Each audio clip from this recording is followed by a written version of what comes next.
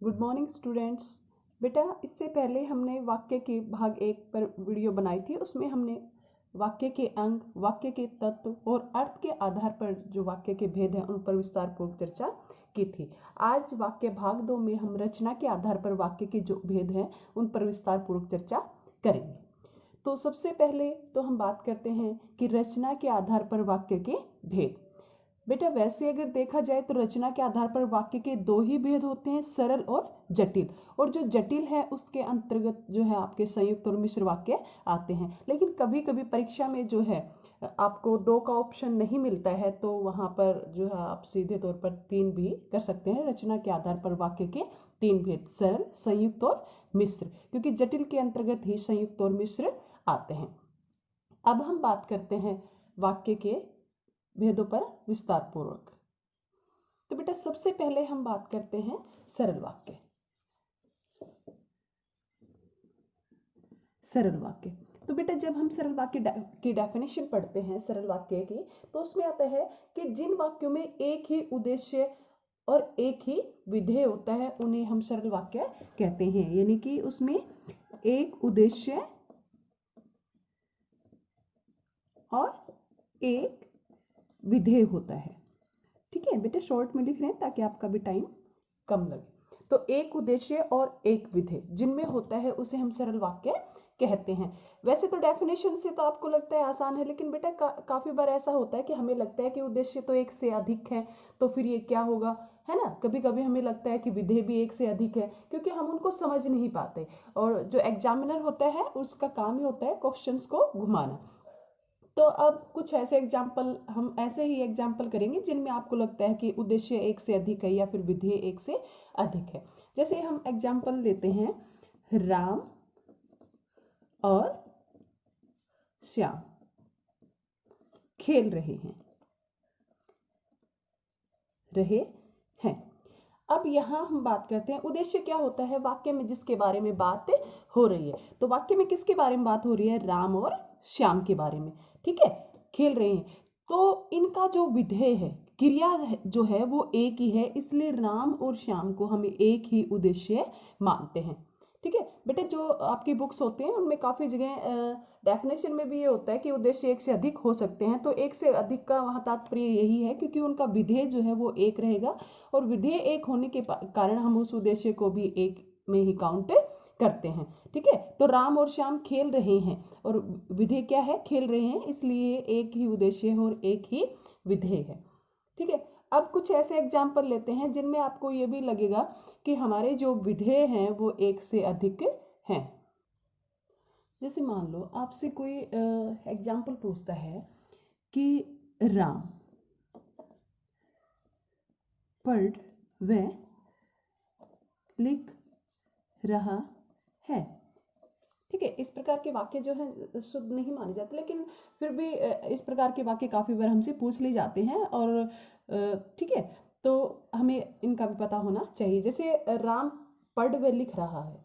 अब हमें यहाँ लगता है कि हमारे जो विधेय हैं, यानी कि अगर हम बात क्रिया की करते हैं तो 2 क्रियाएं हैं। ठीक है, तो फिर ये सरल वाक्य कैसे हुआ जबकि ये सरल वाक्य है? तो बेटा इसमें जो पहले वाला नियम है उसकी तरह ये भी नियम है कि अगर वाक्य का जब एक उद्देश्य, कर्ता जो है वो एक है और वो 2 क्रियाएं कर रहा है, तो उसको एक ही विधेय के अंतर्गत हम मानते हैं। तो इसलिए ये भी क्या है? हमारा सरल वाक्य है।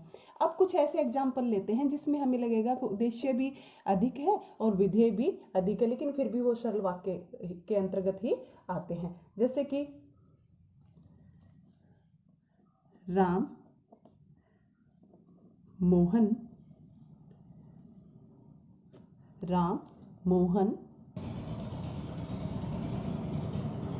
और सोहन पढ़ व लिख रहे हैं।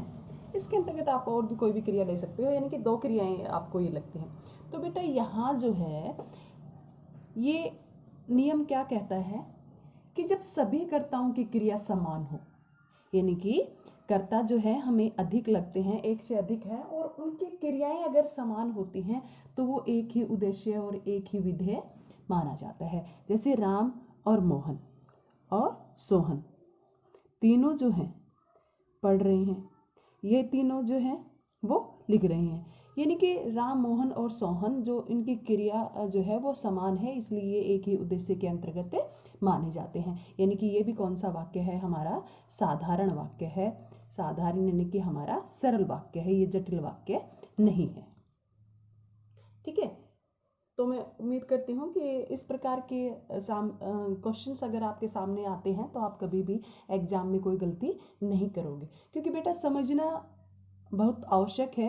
क्योंकि जो हम रट के जाते हैं तो काफ़ी बार ऐसा होता है कि एग्जामिनर क्वेश्चंस को घुमा देते हैं और हमारे परीक्षा में हमारे नंबर जो हैं वो कट जाते हैं। तो आपको ऐसा काम नहीं करना है, आपको रटना नहीं है, आपको समझना है। तो अब हम फिर से एक बार सरल वाक्य के बारे में बात करते हैं कि जिसमें एक ही उद्देश्य और एक ही विधेय होता है, उसे हम क्या कहते हैं, सरल वाक्य हमें कहते हैं। ठीक है, तो उद्देश्य और विधेय कैसे आपको देखना है, ये आपने जो है इन उदाहरणों के माध्यम से अच्छे से देखा है। अब हम बात करते हैं बेटा रचना के आधार पर जो वाक्य का दूसरा भेद है, जटिल वाक्य। जटिल वाक्य में जो संयुक्त वाक्य है, सबसे पहले हम उसके ऊपर चर्चा करते हैं। संयुक्त वाक्य, तो बेटा संयुक्त वाक्य में क्या होता है कि इसके अंतर्गत दो सरल वाक्य होते हैं। ठीक है, अधिकतर दो होते हैं, लेकिन दो से अधिक भी हो सकते हैं। यानी कि जब दो अथवा दो से अधिक सरल वाक्य को अव्यय द्वारा जोड़ दिया जाता है। कौन सा अव्यय, समानाधिकरण। ये जब आप अव्ययकारी शब्द पढ़ोगे, ठीक है, तो समुच्चय बोधक जो अव्यय होता है उसके अंतर्गत आते हैं। ठीक है, तो अभी आप उनके में कंफ्यूज हो जाओगे, जब तक आपने वो नहीं पढ़ा है। तो पहले आप जो समुच्चय बोधक है उसको भी ठीक से पढ़ ले। तो समुच्चय बोधक अव्यय द्वारा जब दो अथवा दो से अधिक साधारण वाक्य जोड़ दिए जाते हैं तो उसे हम क्या कहते हैं, संयुक्त वाक्य कहते हैं। एक बार फिर से हम इसकी डेफिनेशन पढ़ते हैं कि दो अथवा दो से अधिक सरल वाक्य समानाधिकरण समुच्चय अव्यय द्वारा जोड़े जाते हैं। किसमें, समुच्चय बोधक। अब समुच्चय बोधक अव्यय जो है वो कौन से होते हैं, जिनके द्वारा योजक का कार्य किया जाता है, जोड़ने का कार्य किया जाता है, वो हमारे हैं और, तथा। बेटा आपको ध्यान रखना है, यहाँ पर दो मात्राएं आएंगी। अगर हम सिर्फ एक मात्रा की बात करते हैं ये, तो ये डायरेक्शन में इनके दिशा के लिए आता है। तो और, तथा, एवं, पर, परंतु, किंतु, लेकिन, या, अथवा, इसलिए, अन्यथा, वरना, मगर।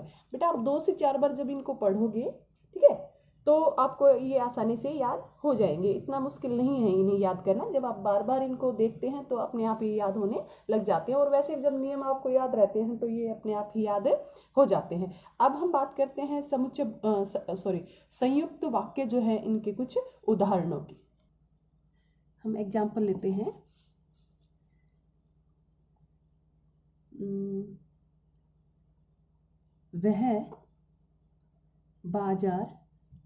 वह बाजार गया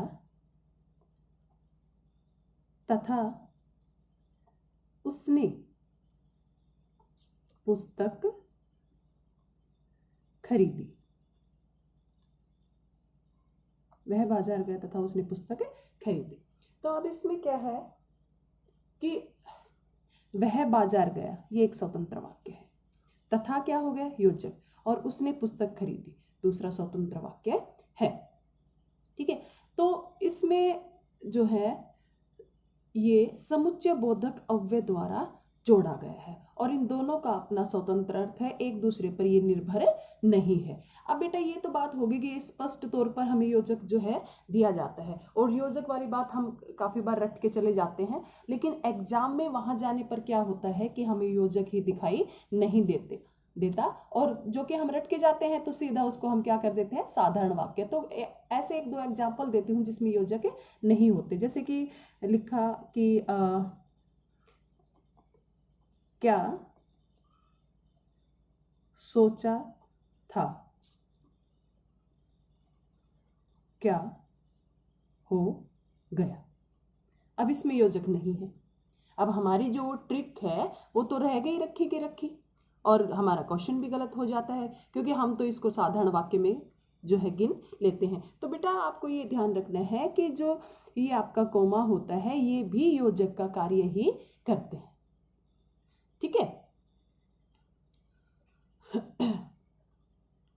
तो तो संयुक्त वाक्य जो हमारे होते हैं दोनों, तो उसमें जो योजक होता है कहीं वो जोड़ने का काम करता है, कहीं विभाजक का काम करता है, कहीं विरोध का कार्य करता है। जैसे कि संयोजक यानी कि जोड़ने का काम हम करते हैं। जैसे कि संयोजक में हम लेते हैं मैं खाना बना रही हूँ और नेहा खेल रही है। तो यहाँ पर जो है ये योजक का कार्य कर रहा है। नेक्स्ट बेटा एक एक एग्जाम्पल ही हम लेंगे। दूसरा है विभाजक का। विभाजक में क्या होता है कि किसी को मतलब अलग कर देना। ठीक है, जैसे मैं ये कहूँ कि आप चाय लोगे, ठीक है, या कॉफी, या फिर मैं कहूँ तुम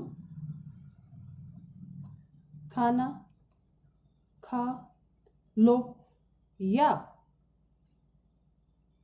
पढ़ने बैठ जाओ। यानी कि विभाजक, दोनों में से आपको एक काम करना है।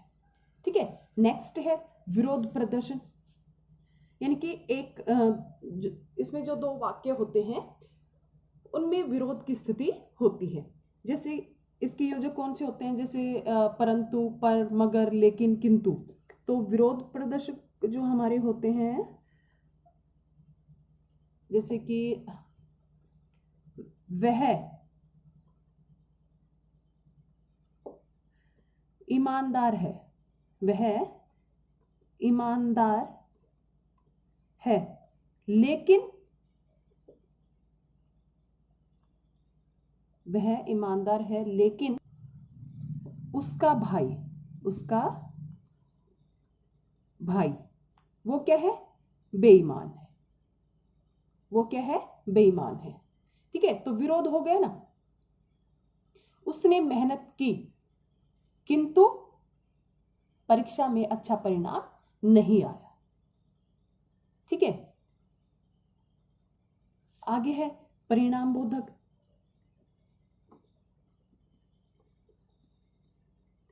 बेटा परिणाम होता है, कई बार हम परिमाण सोच लेते हैं जो कि मापतोल का प्रतीक होता है। इसमें क्या होता है कि एक का परिणाम दूसरे में मिलता है। जैसे कि उसने बहुत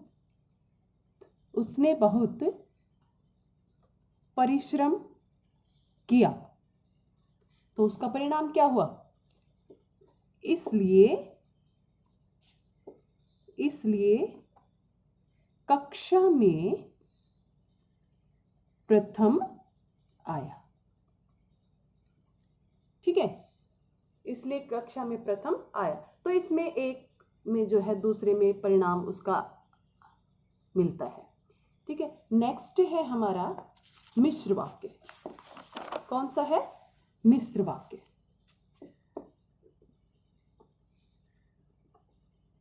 मिश्र वाक्य, बेटा मिश्र वाक्य को हम मिश्रित वाक्य भी कहते हैं। कभी एग्जाम में आपको मिश्रित वाक्य मिले और आप सोचो ये तो हमने कभी पढ़ा ही नहीं। ठीक है, तो मिश्र वाक्य में क्या होता है कि इसमें एक से अधिक उपवाक्य होते हैं, एक से अधिक उपवाक्य। अब बात आती है उपवाक्य क्या होता है। बेटा उपवाक्य जो है वाक्य से छोटा होता है, यानी कि एक ही वाक्य में एक से अधिक उपवाक्य भी हो सकते हैं। ठीक है, वो अपना पूर्ण अर्थ नहीं देते हैं और जो आश्रित होते हैं, ठीक है, वो प्रधान पर निर्भर करते हैं। तो अब ये कैसे पता चले कि वाक्य एक है या उपवाक्य। तो बेटा जहां आपको ये पूर्ण विराम लगे इसका मतलब एक वाक्य है और उसके अंतर्गत एक से अधिक उपवाक्य भी हो सकते हैं। एक ही वाक्य में एक से अधिक उपवाक्य भी हो सकते हैं। तो एक से अधिक उपवाक्य होते हैं इसमें, किसमें, मिश्र वाक्य में एक से अधिक उपवाक्य होते हैं। ठीक है, और उनमें से एक प्रधान होता है, एक प्रधान, और दूसरा जो है वो क्या होगा, एक प्रधान होगा तो दूसरा आश्रित, दूसरा उसके ऊपर आश्रित होता है। ठीक है, जैसे कि हम एग्जाम्पल लेते हैं एक, जैसे गांधी जी ने कहा कि हमें झूठ नहीं बोलना चाहिए। अब यहाँ जो है ये मुख्य उपवाक्य है और ये इसके ऊपर आश्रित है। अब बात ये आती है कि हमें कैसे पता चले कि कौन सा मुख्य उपवाक्य है और कौन सा उसके ऊपर आश्रित है। बेटा बिल्कुल आसान है, बस आप इसको ध्यान से देखते रहो। तो पहले बेटा इसके आश्रित जो मिश्र वाक्य होता है इसमें भी संयुक्त वाक्य की तरह योजकों का प्रयोग किया जाता है। ठीक है, तो उसमें समानाधिकरण योजक का प्रयोग किया था, इसमें व्याधिकरण। लेकिन अभी आपको ये याद रखने की आवश्यकता नहीं है, आपको सिर्फ जो योजक है उनके ऊपर ध्यान देना है। तो कुछ योजक जो है मैं यहाँ आपके सामने लिख रही हूँ। तो बेटा ये योजक है कि, ठीक है, जो, ताकि, जहाँ, जब, तब, जो, त्यों, जैसे, जैसे, जितना, जिन्हें, जिसका, ज्यों ही त्यों ही। ठीक है, तो इसमें लगभग जो योजक होते हैं वो जोड़े के साथ भी प्रयुक्त होते हैं। तो बेटा इनसे हमें जो है सरल और संयुक्त और मिश्र वाक्यों की पहचान जो है कुछ हद तक इन योजक से भी हम कर सकते हैं। लेकिन अगर हम इसको अच्छी तरह से समझ लेते हैं तो हमें योजक रटने की भी आवश्यकता नहीं है। अब हम बात करते हैं कि हमें कैसे पता चले कि आश्रित उपवाक्य कौन सा है और प्रधान उपवाक्य जो है वो कौन सा है। तो जैसे कि अभी हम एक एग्जाम्पल लेते हैं कि मैंने एक व्यक्ति को देखा। मैंने एक व्यक्ति को देखा, ठीक है, जो कैसा था, जो बहुत गरीब था। देखो बेटा आपको एक तो ये ध्यान करना है कि जो आश्रित उपवाक्य होते हैं, क्योंकि मिश्र वाक्य में दो प्रकार के उपवाक्य होते हैं, एक तो होता है स्वतंत्र और दूसरा होता है आश्रित। तो जो आश्रित होता है उसकी शुरुआत किससे होती है, योजक चिन्ह से होती है। ये बात आपको विशेष तौर पर ध्यान रखनी है कि आश्रित उपवाक्य की शुरुआत जो है वो योजक से होती है।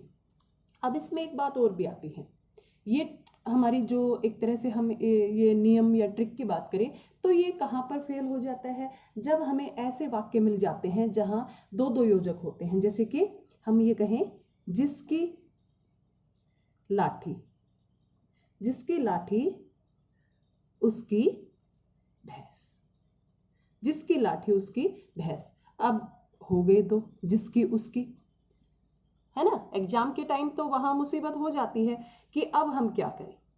ठीक है, तो बेटा इसमें क्या होता है कि इस प्रकार के जो भी वाक्य होते हैं, जो मैं अभी बात बताने जा रही हूं उनको ध्यान से सुनना है आपको, कि जहां दोनों वाक्यों की शुरुआत किसी योजक से होती है, ठीक है, तो अंतिम उपवाक्य जो है वो प्रधान होगा।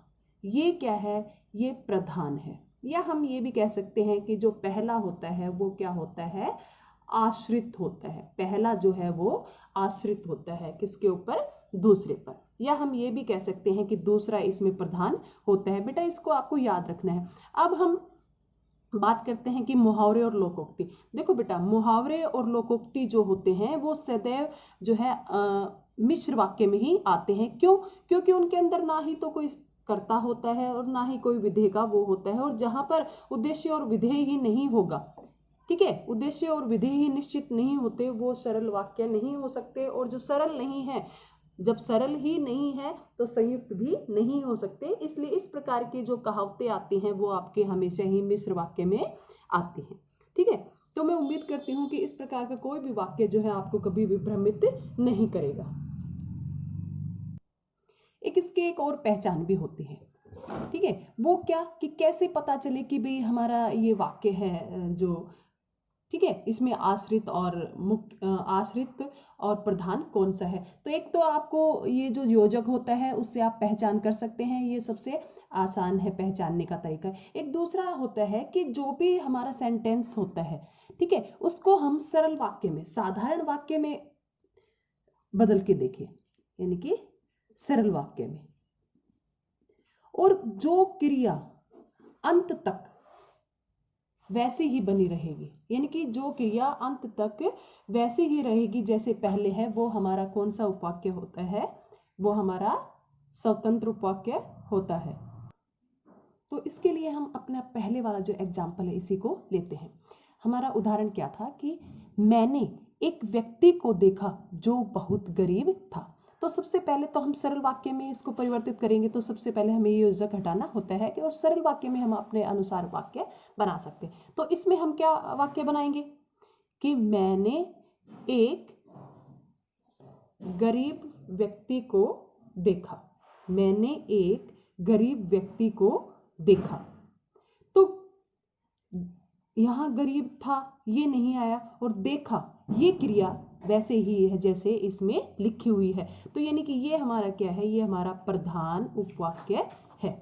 ठीक है, तो ऐसे आप साधारण वाक्य में बदल के भी देख सकते हैं और आप योजक से भी पहचान कर सकते हैं। और रही बात जब दो जगह योजक आते हैं तो उसमें क्या होगा? पहला आश्रित होगा और दूसरा प्रधान होगा। इस प्रकार आप कोई भी योजक चिन्ह देखकर या फिर सरल वाक्य में बदलकर वाक्य की पहचान आप कर सकते हैं। अब हमारे जो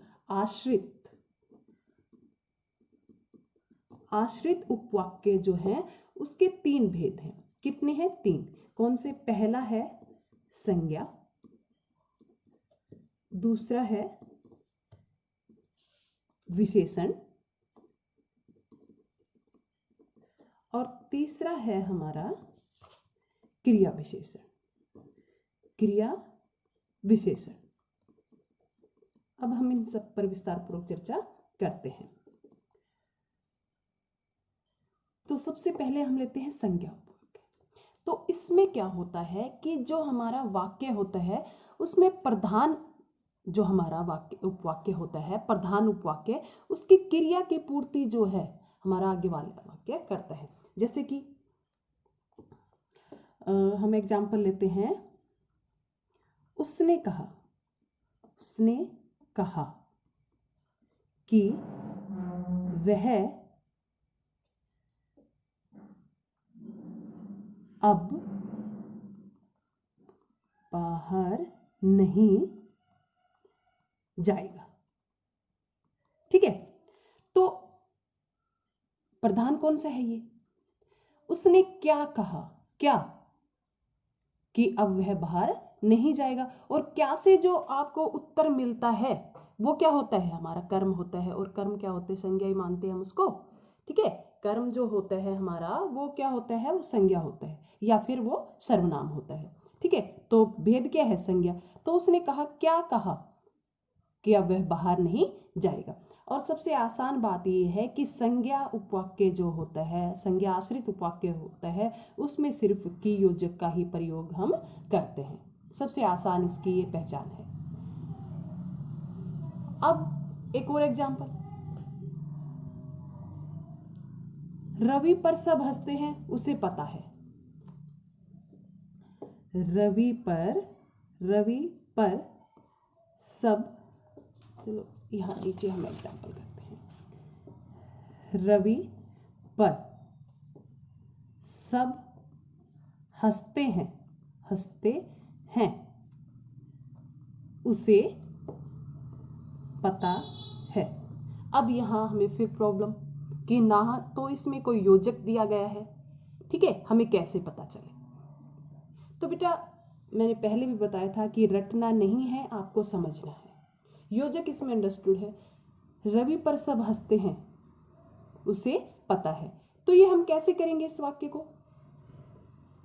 रवि को सब पता है कि, या रवि को पता है कि सब उस पर हंसते हैं।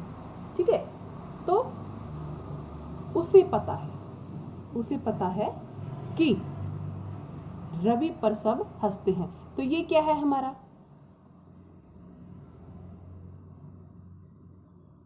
ये आश्रित है, क्योंकि योजक जो है वो यहाँ भी है। तो बेटा एग्जामिनर जो है वो काफ़ी तरह से आपके प्रश्नों को घुमाता है, लेकिन आपको घूमना नहीं है, आपको समझना है। ठीक है, तो की जो है हमारा योजक वो यहाँ है। और जहां योजक है उसके बाद वाला क्या होगा, आश्रित, और ये क्या है, स्वतंत्र। ठीक है। दूसरा हमारा है विशेषण उपवाक्य। तो इसमें क्या होता है कि जब जटिल वाक्य का आश्रित उपवाक्य, जटिल का जो आश्रित उपवाक्य होता है वो प्रधान उपवाक्य की विशेषता को सिद्ध करता है या उसकी विशेषता के बारे में बताता है। तो इसमें योजक आपको कौन से मिलते हैं, आप योजक भी इनमें याद कर सकते हो, जैसे कि जहां, ठीक है, जो, जिसे, जितना। ठीक है, क्योंकि जैसे इसमें एग्जाम्पल हम लेते हैं कि उदाहरण हम लेते हैं कि मैं उस विद्यार्थी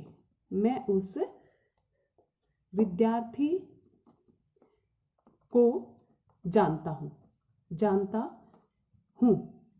किसको, जिसे कल पुरस्कार मिला था। तो मैं उस विद्यार्थी को जानता हूं जिसे, ये क्या होगी, ये एक तरह से उसकी विशेषता होगी, उस विद्यार्थी की विशेषता होगी कि उसे कल पुरस्कार मिला था। विशेषता यानी कि विशेषण। तो इसमें बताने की आवश्यकता नहीं है, आपका ये जो जिसे कल पुरस्कार मिला था ये क्या होगा, आश्रित, क्योंकि इसकी शुरुआत जो है वो योजक से होती है। ठीक है। अब हम बात करते हैं किसके, क्रिया विशेषण, क्रिया विशेषण उपवाक्य की। इसमें क्या होता है कि इसमें जो आश्रित उपवाक्य होता है वो प्रधान उपवाक्य की विशेषता के रूप में प्रयुक्त होता है, प्रधान उपवाक्य की क्रिया की विशेषता। ठीक है। तो इसमें जैसे हम एग्जाम्पल लेते हैं,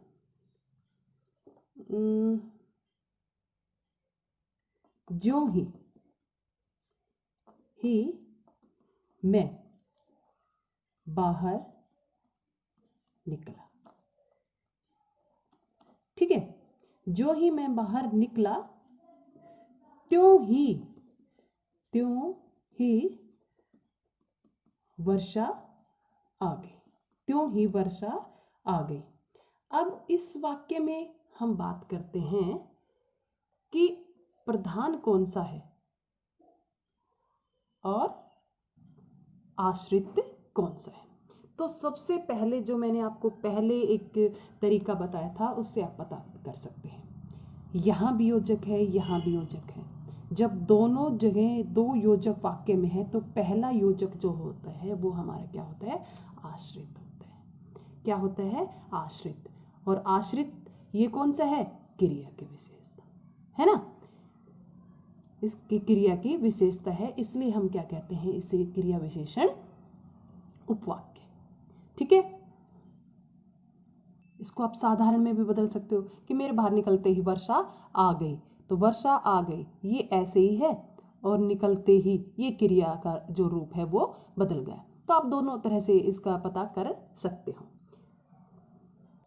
अब हम बात करते हैं रचना की दृष्टि से वाक्य रूपांतरण। तो रचना की दृष्टि से जो वाक्य रूपांतरण है इसका मतलब है कि हम सरल वाक्य को संयुक्त वाक्य में भी बदल सकते हैं और मिश्र वाक्य में भी बदल सकते हैं, या फिर मिश्र वाक्य को संयुक्त वाक्य में या मिश्र को सरल में, यानी कि आपस में किसी भी वाक्य को एक दूसरे में बदलना वाक्य रूपांतरण कहलाता है। तो हम कुछ ऐसे एग्जाम्पल लेते हैं जो कि तीनों में ही रूपांतरण हम करेंगे। जैसे हम साधारण वाक्य लेते हैं कि सीता के जाते ही गीता आ गई। अब संयुक्त वाक्य में करने के लिए हमें क्या करना पड़ेगा, इसका दो साधारण वाक्यों में इसको बदलना होगा। कैसे करेंगे कि सीता गई और गीता आ गई। सीता गई और गीता आ गई। मिश्र के लिए क्या करेंगे हम, ज्यों ही या जैसे ही सीता गई, या ज्यों ही या जैसे ही सीता गई, जैसे ही सीता गई वैसे ही रूपा आ गई। ठीक है, कुछ एग्जाम्पल हम मौखिक रूप से करते हैं इसके। जैसे कि हम लेते हैं एग्जाम्पल है कि नेताजी ने भाषण दिया और चला गया। तो भाषण देना और फिर जाना, तो ये क्या हुआ, अलग अलग दो विधेय हो गए। तो ये कौन सा वाक्य हमारा संयुक्त है, और इसको हम मिश्र में कैसे बदलेंगे कि जो ही नेताजी ने भाषण दिए वो चले गए। और साधारण में नेता भाषण देकर चला गया, नेता भाषण देकर चला गया। तो चला गया जो हमारी क्रिया है वो ऐसे ही है जैसे पहले, यानी कि ये क्या थी, हमारा स्वतंत्र वाक्य था। तो बेटा आज की हमारी ये वीडियो जो है, इसमें हमने रचना के आधार पर वाक्य के भेद पर विस्तारपूर्वक चर्चा की, और मुझे उम्मीद है कि आपको अब इसमें कोई भी समस्या नहीं होगी। लेकिन फिर भी अगर आपको किसी समस्या का सामना करना पड़ता है तो कमेंट बॉक्स में अपने जो विचार हैं वो लिखकर मुझे भेजें।